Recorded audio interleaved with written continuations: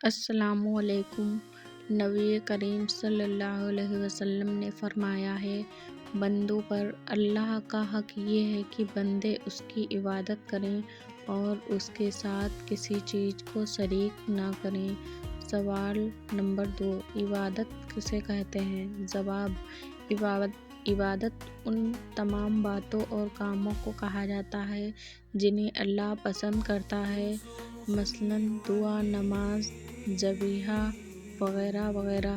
اللہ کا ارشاد ہے، اے نبی خبر دیجئے، بے شک میری صلاۃ، میری قربانی، میری زندگی اور میری موت سب اللہ کے رب العالمین کے لیے ہے۔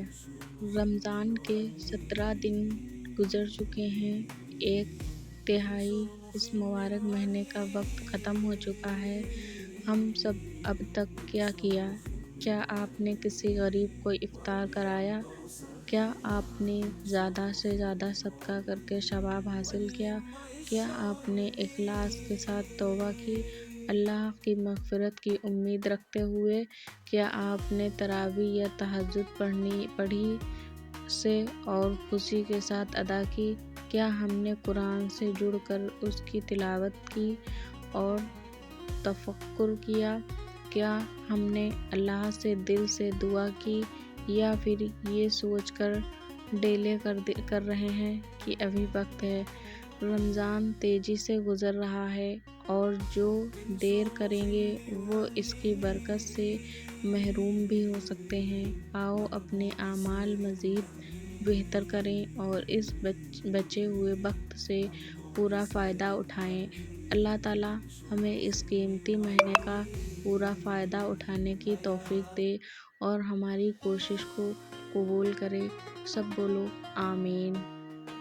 اور اللہ نے یہ بھی بتایا، رسول صلی اللہ علیہ وسلم نے فرمایا، مومن ایک شرک سے 2 بار نہیں ڈسا جاتا ہے۔ یہ حدیث ہمیں سکھاتی ہے کہ ایک مومن عقل مند ہوتا ہے جو غلطیوں کا سبق سکھاتا ہے۔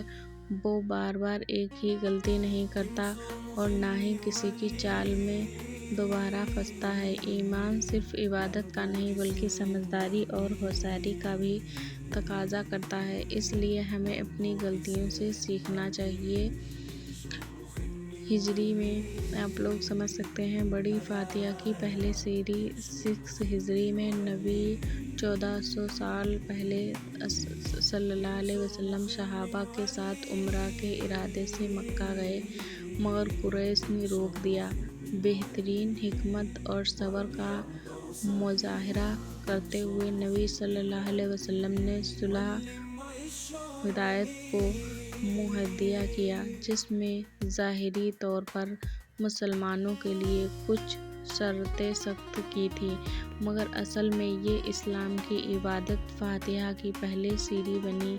اس معاہدے کے بعد اسلام پوری عرب دنیا میں پھیلنے لگا اور صرف 2 سال میں اتنی طاقت بڑھ گئی کہ فاتح مکہ کا راستہ بالکل کھل گیا۔ اللہ نے اس صلح کو فتح مبین قرار کر دیا، کیونکہ اصل فتح تلوار سے نہیں حکمت سے ہوتی ہے۔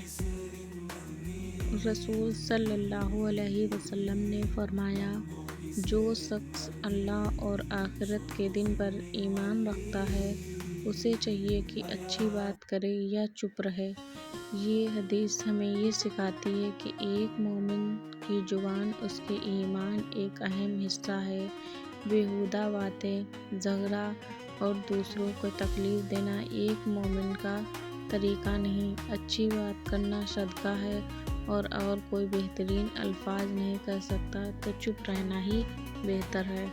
مدینہ میں جو اسلامی ریاست ہوئی تھی، اس کی بنیاد مدینہ پہنچنے کے بعد نبی کریم صلی اللہ علیہ وسلم نے سب سے پہلے ایک ایسے معاشرے کی تعمیر شروع کی جو عدل، انصاف اور بھائی چارے پر مبنی۔ کا پہلا قدم مسجد نبوی کی تعمیر تھی، جو صرف عبادت کا مرکز نہیں بلکہ اسلامی ریاست کا مرکزی مقام بھی تھا۔ دوسرا قدم مہاجرین اور انصار کے درمیان بھائی چارہ قائم کرنا تھا۔ جس میں انصر نے معذرین کے ساتھ اپنا مال، مکان اور دل تک بانٹ دیا۔